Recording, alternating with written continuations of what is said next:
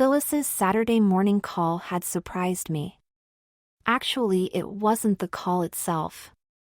It was the nature of the call that was unexpected. We've been talking to each other, both on and off the phone, since our first day in college. As newly thrown together roommates, we had warily eyed each other and our respective wardrobes and quickly concluded that we wouldn't be an embarrassment to each other. We've been best friends ever since. Saturday morning on the phone was usually reserved for working out the final logistics of our afternoon's tour of dress shops, makeup counters and shoe departments. We habitually embraced these expeditions with the devotion of nuns and enough attention to detail to rival a spacecraft launching. But not today. Phyllis was begging off on the shopping expedition and inviting me for lunch at her house instead. For Phyllis, of her own volition, to prefer spending a Saturday anywhere but inside the confines of a succession of cramped boutique dressing rooms made me as suspicious of her motives as a special prosecutor. My misgivings turned out to have considerable merit. A few moments after pressing the doorbell on her lovely brick colonial home, I watched the front door slowly open to reveal Robin, Phyllis's 12-year-old son. To be honest, I wouldn't have recognized him if it hadn't been for his unmistakable short shock of dirty blonde hair. It was unmistakably his, though less tousled than usual and combed in a slight pompadour rather than the urchin-like style he had worn since he was a little boy. Phyllis's hairdresser, Michelle, had been cutting it in that mop-top style for years. In fact, whenever Michelle cut Phyllis's hair, Robin had the time slot immediately before or after Phyllis's appointment. Robin wasn't too thrilled with this arrangement, but he lived with it. It was, after all, a unisex salon, although there were many times Robin was the only male customer to be found. More important, he had the kind of risk-free crush on Michelle that adolescent boys develop for young women who are clearly out of their age range. It enabled him to idolize her without fear of rejection or having to actually do anything about it. I don't know if he would have enjoyed his trips to the salon if one of the obviously gay male hairdressers, rather than Michelle, had cut his hair. Based on the circuitous detours that Robin took around their chairs, you would have thought that homosexuality was contagious. He had recently discovered 2 more reasons for accepting his tonsorial fate. The first was that he liked girls a lot. The second was that the girls reciprocated, at least to the extent of awarding him their "he's cute" stamp of approval. By most accounts, especially his own, he was his 6th grade's most eligible bachelor, with no small part of his appeal attributable to those thick strands of filament growing out of the epidermal layer of skin on top of his head. If the girls in his class could see his hair now, they'd probably change their verdict from "he's cute" to "how cute." That's because the right side of his head featured a dainty pink bow bobby pinned to his hair. The bow was, of course, completely incongruous with Robin's boyish haircut. Unfortunately for Robin, whose blushing cheeks and pained expression mirrored his discomfort, the hair ribbon went extremely well with the rest of what he was wearing. Phyllis, who stood behind Robin smiling with all the pride of a mother whose child had just been accepted at Harvard, had him dolled up, there's no other term for it, like a little girl. Not in a clownish way, like a boy in sloppily applied lipstick who traipses around on Halloween in a tattered dress once removed from the rag bag. No, except for the boyish haircut and a little too much makeup for a girl his age, Robin looked exactly like a beautifully dressed little girl attending a fancy birthday party. And the only thing wrong with Phyllis's exquisite handiwork with mascara, blush, lipstick and, on closer inspection, eyeliner was that it made Robin's face look a little too much like a contestant in those dreadful children's beauty contests made famous by poor little JonBenet Ramsey. Robin couldn't speak. He was frozen with fear and embarrassment. "Hello, Robin," I said, trying to crack the uncomfortable silence that blanketed the vestibule where we all stood. "My, don't you look nice?" The praise passed my lips before I had a chance to think. It was the kind of thing you would automatically say to a child who was all dressed up, regardless of their gender or attire. I would have said the same thing had Robin greeted me in a man's 3-piece suit. I immediately regretted my compliment. Not because it wasn't true, Robin did, in fact, look quite sweet. I second-guessed myself because my remark obviously made him even more disconsolate and must have sounded as if I were intentionally trying to be sarcastic. "Hello, Denise," he stammered, the words barely escaping his cracking voice. Phyllis spoke for the first time. "What do you say, Robin?" Robin turned toward her with panic in his eyes on the verge of tears. He obviously knew he was supposed to do something, but had no idea what it was. "What is going on?" I thought to myself.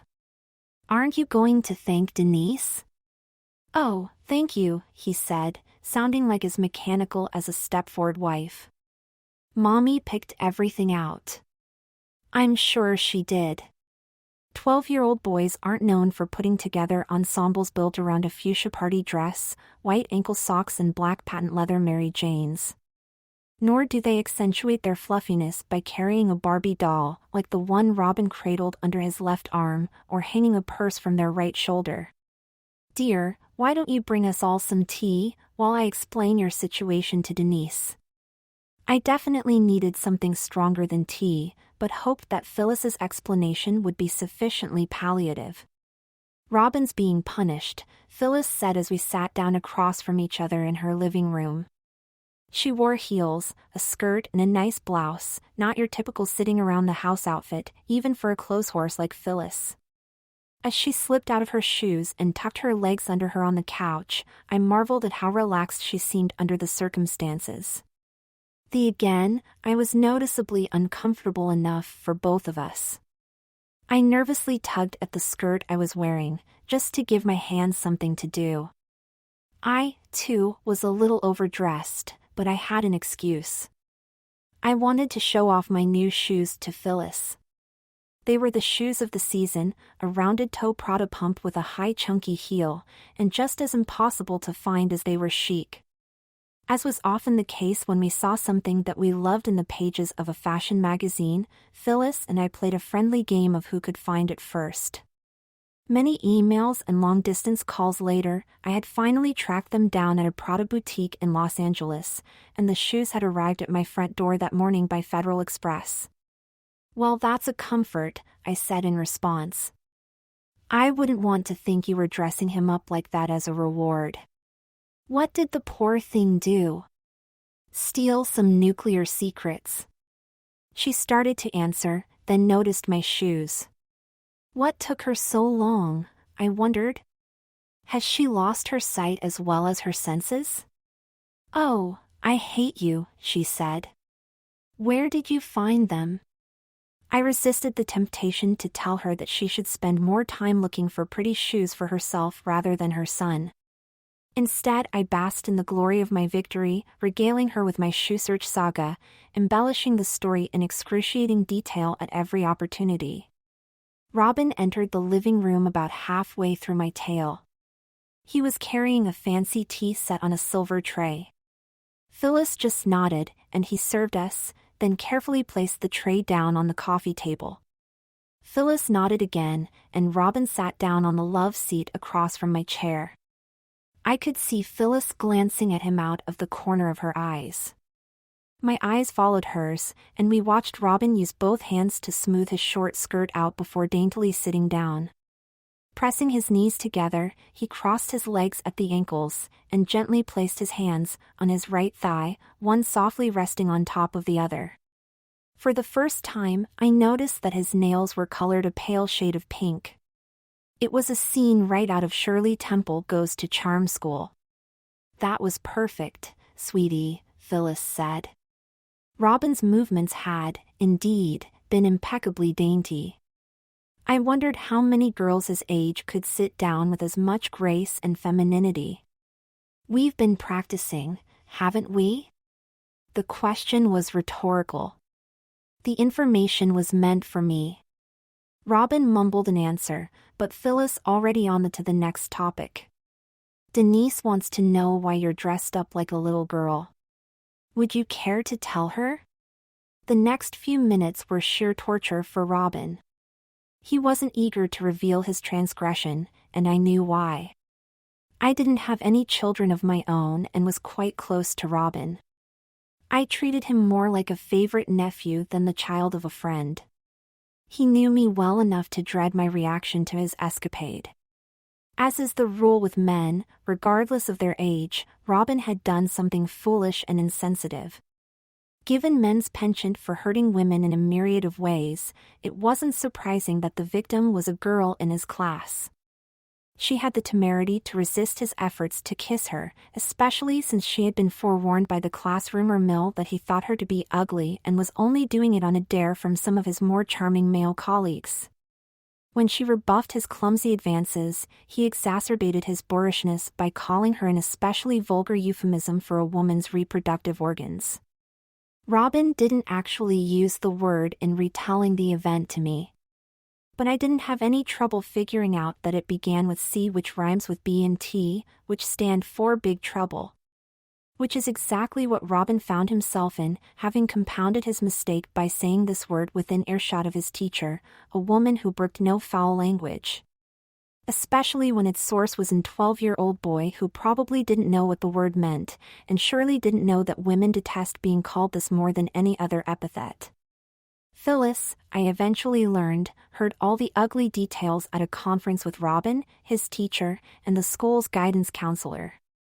Robin was to be suspended for 3 days and put on probation. The school's disciplinary action was mild compared with Phyllis's reaction. She was apoplectic. The drive home from school began with her screaming, "How could you embarrass me this way?" She continued haranguing him for a half hour after arriving home. For added emphasis, she washed his mouth out with soap, before culminating her tirade with the words that led to his current predicament. "Maybe if you know what it's like to be a girl, you won't ever resort to such despicable behavior again." Unfortunately for Robin, I am a woman who loathes the C word to an extreme. It had been an integral part of the limited vocabulary possessed by the moron I was dumb enough to marry and even stupider enough to stay with for almost 2 years before getting a divorce. Having been subjected to its sting on more occasions than I care to remember, I was visibly upset when Robin haltingly arrived at this part of his confession. He couldn't help but notice the reaction on my face. He could see that I was terribly disappointed with him and realized that there was now little chance that I would intercede on his behalf with Phyllis. He started to cry, the tears being all the more noticeable as they smeared his mascara. The crying brought a stern rebuke from Phyllis and another indignity for Robin. At Phyllis's prompting, he opened his purse and removed a tissue, pink, of course, and some mascara. Phyllis dabbed his eyes dry and was about to repair the damage when the phone rang. "Would you touch up his mascara?" she said, handing me the tube and brush. "I'll be right back." Robin had the deer-in-the-headlights look on his face. "Please don't," he pleaded. "It's too embarrassing." I steadied his face, grasping his chin with my left hand, surprised at how stern my grip was. I didn't really approve of the way Phyllis was disciplining Robin, but I had to admit that it would probably be a long time before Robin used any obscenity again. "Hold still, and look up." My words were sharper than I intended. A few deft strokes of the mascara wand, and I was done. As I snapped the wand back into the mascara tube, I caught myself examining his lashes to make sure I had done a good job. How strange. What did it matter, I thought. He certainly isn't concerned about lumps or enough curl. Robin didn't know what to say, so he idly picked up the book lying next to him, Little Women. "Nice touch, Phyllis." She was still on the phone, so I took the opportunity to take a long look at Robin. He was perched on the edge of the love seat, his eyes lowered. At first glance, everything seemed to be in as perfect order as his primly crossed ankles. The only visible sign of dishevelment was a trace of a taffeta petticoat peeking out from underneath one side of his dress. But as I continued gazing at him, it became clear his demure posture was a still-life pose, completely devoid of any fortitude. With his made-up face, bright of color but absent of spirit, he resembled a week-old carnival Cupid doll, as abandoned-looking as the dingy Midway the morning after the circus has left town. He looked vulnerable and forlorn, so resigned to his fate that he was past being terrified, like Cinderella after her evil stepmother locks her in her room to prevent her from trying on the glass slipper. I suddenly felt very sorry for him. "Robin, look at me." He raised his head enough so that I could see that his eyes were moments away from welling up. "I'm sorry," he said. "I really am. I know you are. You know you're still my favorite little boy. I am even dressed like this. Even dressed like that." A faint smile crossed his lips. "Besides, you're not going to have to dress like that forever. Mom said for the rest of this weekend and all next weekend." "But didn't I give you a chance to get out of dressing up next weekend?" It was Phyllis. She had finally finished her phone call. "Well, you do have a heart," I said. "What does he have to do? Walk on hot coals?" "So you think the punishment doesn't fit the crime, miss? I've raised so many children I am an expert." "I bet he never does anything like that again, and that's the point, isn't it?" "Phyllis, he's 12 years old. He made a dumb, cruel, you mean. All right, he made a dumb and cruel mistake. So maybe we should take him out for ice cream instead." When Phyllis and I started squabbling like this, it was a good sign. We weren't very good at fighting. Usually one of us eventually cracked a joke, which gave us the chance to laugh with and at each other. I could see that Robin was relieved, too. For a few moments, at least, he was no longer the focus of his mother's wrath. "Okay, you've convinced me that the world will be a better place if Robin has to walk through it in a dress 2 weekends in a row." Robin winced. "But because you're such a tolerant mother, you are going to let him off the hook next weekend if—" "Go ahead, Robin," Phyllis instructed. "If I agreed to let someone besides Mommy see me like this today." "And your mom chose me." "No, I did. I didn't think you'd make much fun of me." He was so sincere that I wanted to hug the poor thing. Phyllis, however, gave me a look that said, "Don't you dare. Aren't you leaving something out?" she said to Robin. "Oh, Mom. Maybe we should talk about your wardrobe for next weekend," she said with an air of exaggerated resignation, as if to say, "Well, I guess you want another weekend in dresses, after all." "Do you think Robin's old enough for heels?" she asked me, making sure he got the message before turning to him. "There were 2 conditions to your reprieve as I remember." Robin's eyes darted back and forth between Phyllis and me. "I had to agree to dress like this in front of you and ask you if you would help Mom." "Help whom?" said Phyllis. "Help Mommy," he said, correcting himself. "Teach me how to act like a perfect little lady." "You poor thing," I said.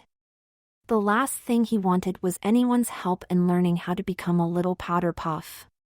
Then again, what choice did he have? I don't want to have to do this again next weekend. Now the option was mine. I could strangle Phyllis, my strong preference. Or I could refuse to participate in her scheme and probably doom Robin another few days of perhaps even more diabolical humiliations. Or, in return for a commutation of his sentence, I could agree to spend the rest of the day helping Phyllis turn her son into more of a Barbie doll than the one he was now fidgeting with. "Robin, I need to talk to your mother alone for a few minutes." "Do you think you could excuse us?" "You may go to your room and play with your doll," Phyllis said. "But don't you dare think about playing with any of your boy things." "Yes, Mommy." He started toward the stairs.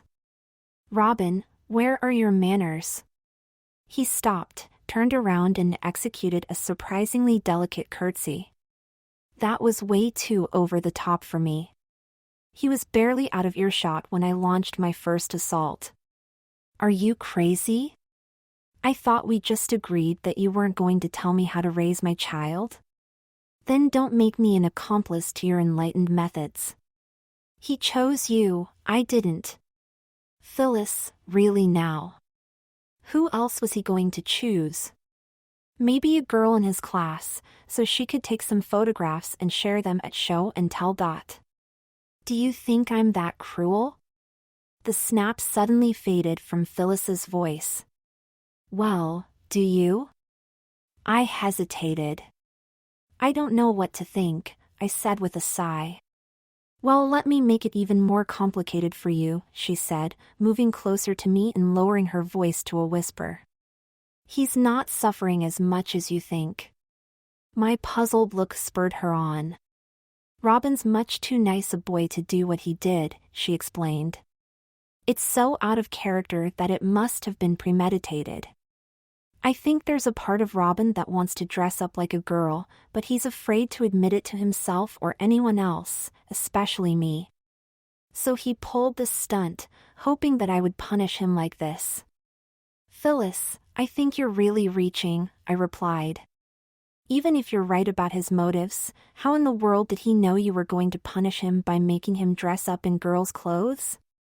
Phyllis didn't answer right away. There was a trace of guilt on her face. Unless, I said, answering for her, you've punished him this way before. Not exactly, she said. Well, then, exactly how exactly? I wasn't sure I liked what I was hearing, but my tone slipped from one of interrogation to one of genuine curiosity and fear for both Robin's and Phyllis's psyche. Little things, she said, relieved to confess. I've made him play with dolls before. And the clothes? Oh, this is the first time I've really dressed him up, she said, but I've made him put on lipstick and an apron and help me with housework a few times. Why? It must be awful for him?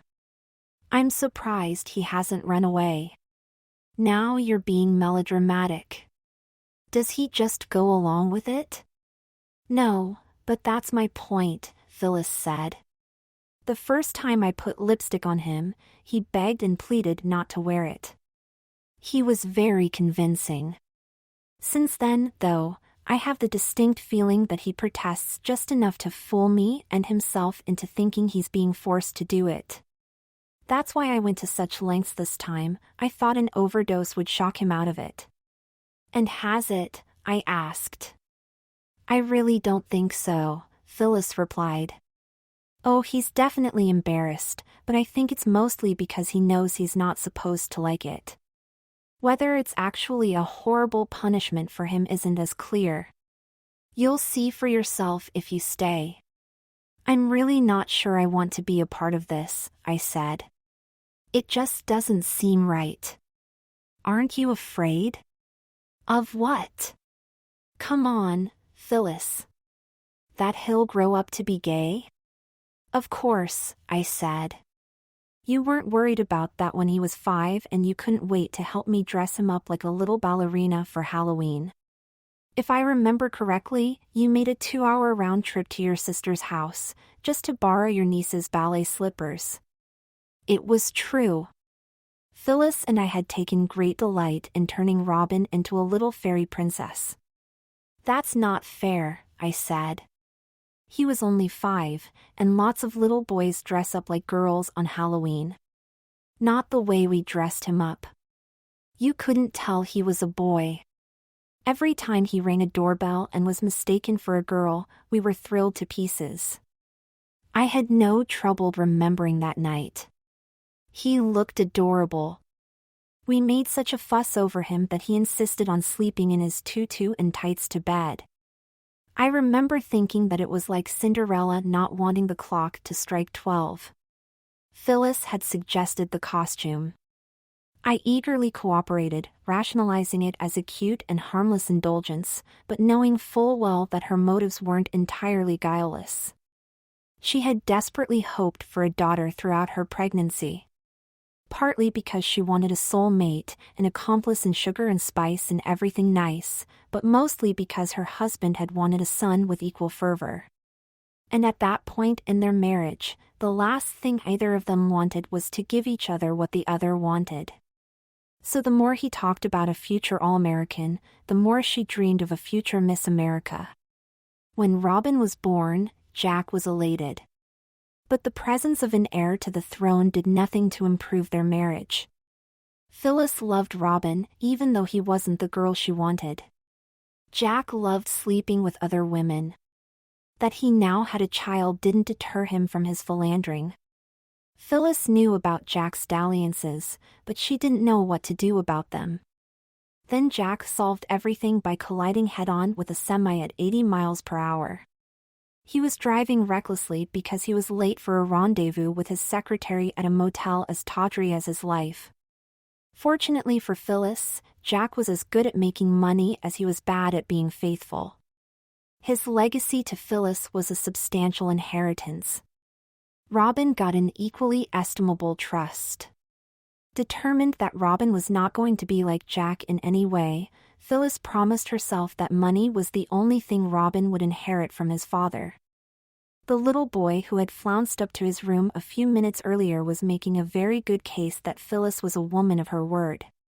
"Phyllis, there could be a lot at stake," I said, breaking out of my reverie. "I know," she said with a sigh. "I could be really screwing up his life. But as strange as this seems, I honestly don't think I am. I know my son. He's asking for my help, and I'm asking for yours." "What do you mean?" I said. "It doesn't take a Sigmund Freud to realize that this whole situation says as much about me as it does about Robin," said Phyllis.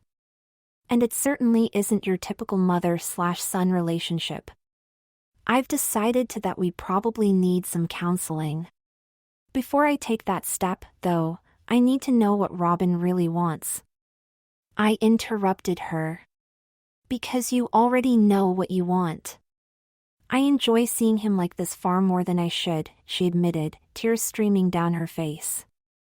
"I realize that, but it's not fair to say that this is what I want, not if it's going to damage him emotionally. I've lost all objectivity. Please spend the weekend with us. Robin will let his guard down with you. By tomorrow, you'll know whether he needs help, or I do. Or you both do," I said, finishing her thought. "Wouldn't it be easier to just tell him that you've decided he's been punished enough and that he can get out of those clothes?" "This isn't about punishment anymore, and you know it," Phyllis said. "It's about whether my son wants to be a sissy and why I don't seem to mind if he is." She was sobbing now. "Okay," I relented. "Let me talk to him alone for a few minutes." As I climbed the stairs toward Robin's room, I found myself wiping tears away from my own eyes. It's no wonder the cosmetic business is so lucrative. As long as there are women, there will be tears, and as long as there are tears, there will be a need to freshen up. Almost reflexively, I checked my makeup in a hallway mirror. Robin's door was open. He was sitting on his bed. He looked up at me, only to have his tear ducts open, too. Almost automatically, he reached for his purse and pulled out a tissue. "Here, let me do that," I said, sitting down beside him and gently taking the tissue away from him. As I dabbed his tears away, I said, "Quite a mess you've gotten yourself into?" He could only nod. "Have you ever heard of the saying, if you're in a hole, stop digging? He shook his head from side to side. "Think about it," I said. "What would happen if you were in a hole and you kept digging?"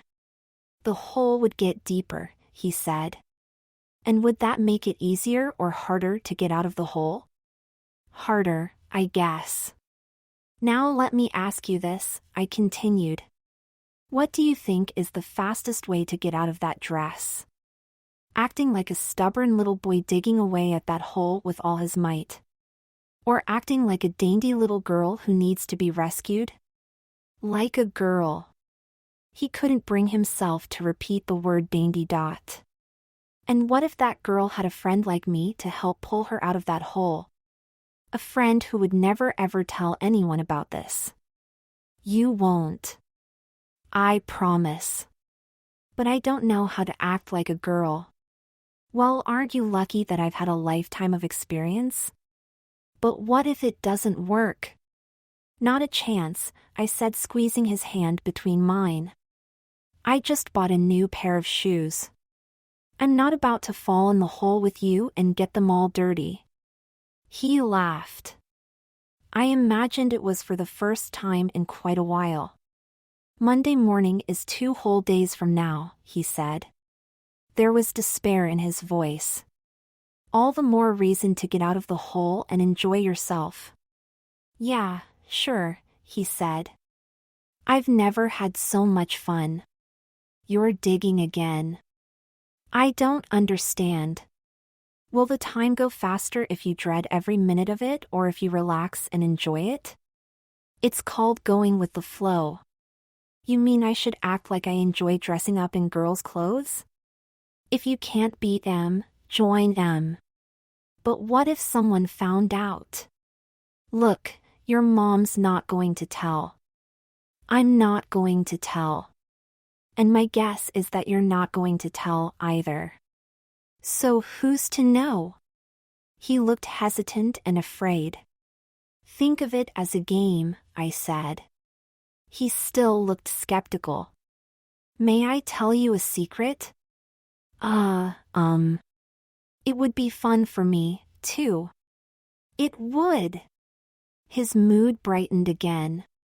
Why? Oh, I don't know. Let's just say that girls, even grown-up ones like me, are never grow too old to enjoy playing dress-up. I'll try, he said.